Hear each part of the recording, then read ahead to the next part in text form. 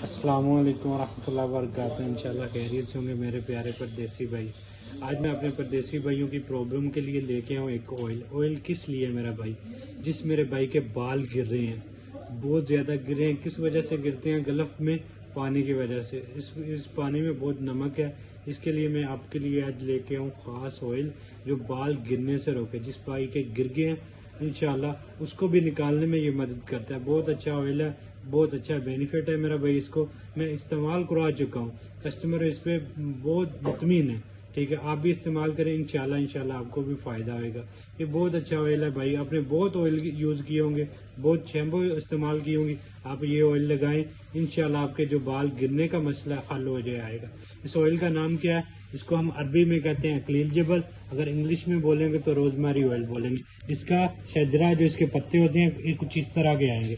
आप इस्तेमाल करें, इंशाल्लाह आपको फ़ायदा आएगा। आपको कहीं नहीं मिले, मेरी शॉप पे हैं इब्ना फ्रेश सोक्सीम में, इंशाल्लाह आपको ये ऑयल मिल जाएगा। ऐसी मज़ीद वीडियो देखने के लिए मेरे चैनल को लाइक कर दें, सब्सक्राइब कर दें, ताकि आइंदा भी मैं आपके लिए अच्छी अच्छी वीडियो बनाता रहूँ। शुक्रिया, जज़ाकल्लाह खैर।